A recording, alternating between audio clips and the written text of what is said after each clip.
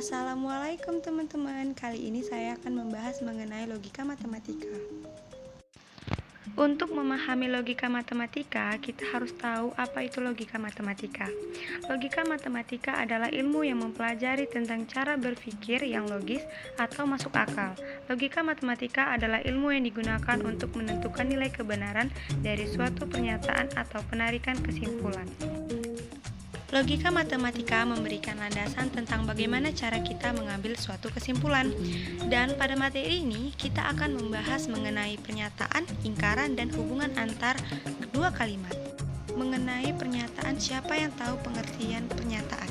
Pernyataan merupakan suatu kalimat yang bernilai benar ataupun salah, namun tidak keduanya, sedangkan suatu kalimat dikatakan bukan pernyataan jika kita tidak dapat menentukan apakah kalimat tersebut benar atau salah, atau mengandung pengertian relatif.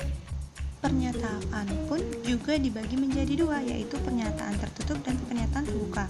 Contoh pernyataan yaitu 1. 8 tambah 2 sama dengan 10 merupakan pernyataan yang benar. 2. 4 kali 6 sama dengan 20 merupakan pernyataan yang salah. 3. 5A tambah 10 sama dengan 40 merupakan pernyataan terbuka karena harus dibuktikan kebenarannya. Selanjutnya kita akan membahas mengenai ingkaran atau negasi.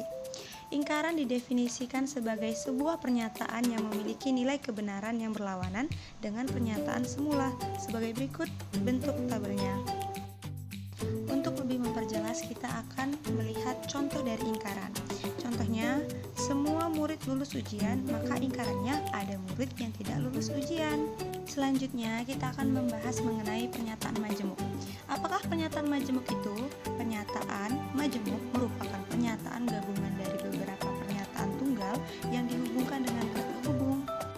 Pernyataan majemuk di dalam logika matematika terdiri dari konjungsi, disjungsi, implikasi, dan biimplikasi. Pertama, kita akan membahas mengenai konjungsi. Konjungsi adalah suatu pernyataan P dan Q dapat dihubungkan dengan menggunakan kata hubung dan sehingga membentuk pernyataan majemuk P dan Q yang disebut juga dengan konjungsi. Berikut ini merupakan tabel kebenaran konjungsi P dan Q. Dari tabel di atas dapat kita simpulkan bahwa konsep konjungsi akan bernilai benar jika dan hanya jika kedua pernyataan P dan Q benar. Berikut merupakan contoh dari konjungsi. Premis pertama, Hadi adalah seorang mahasiswa. Premis kedua, Hadi adalah seorang karyawan perusahaan swasta. Konjungsi yang dapat disimpulkan adalah Hadi adalah seorang mahasiswa dan karyawan perusahaan swasta. Kedua, ada disjungsi. Disjungsi adalah suatu pernyataan P dan Q dapat digabungkan dengan menggunakan kata hubung atau sehingga membentuk pernyataan majemuk P atau Q. Berikut merupakan tabel kebenaran dari disjungsi. Dari tabel kebenaran disjungsi tersebut, kita dapat simpulkan bahwa konsep disjungsi hanya akan bernilai salah jika kedua pernyataan P dan Q salah. Mari kita memahami contoh dari disjungsi. Contohnya, Bandung atau Palembang adalah kota yang terletak di Pulau Jawa. Pernyataan Bandung adalah kota yang terletak di Pulau Jawa adalah benar. Pernyataan Palembang adalah kota yang terletak di Pulau Jawa adalah salah. Sehingga dapat kita simpulkan bahwa pernyataan Bandung atau Palembang adalah kota yang terletak di Pulau Jawa bernilai benar. Selanjutnya kita akan membahas mengenai implikasi. Implikasi bisa dipandang sebagai hubungan antara dua pernyataan di mana pernyataan kedua merupakan konsekuensi logis dari pernyataan pertama. Berikut ini merupakan tabel kebenaran dari implikasi.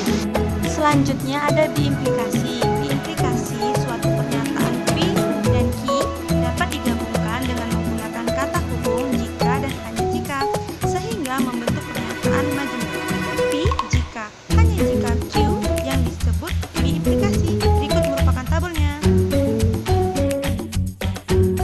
Maka dapat kita simpulkan bahwa dalam konsep biimplikasi akan bernilai benar jika sebab dan akibatnya pernyataan P dan Q bernilai sama. Berikut merupakan contoh dari biimplikasi. Contohnya, ayah mendapat gaji jika dan hanya jika ayah bekerja. Jika ayah mendapat gaji, maka ayah bekerja. Dan jika ayah telah bekerja, maka ayah akan mendapat gaji. Sebaliknya, jika ayah tidak mendapatkan gaji, maka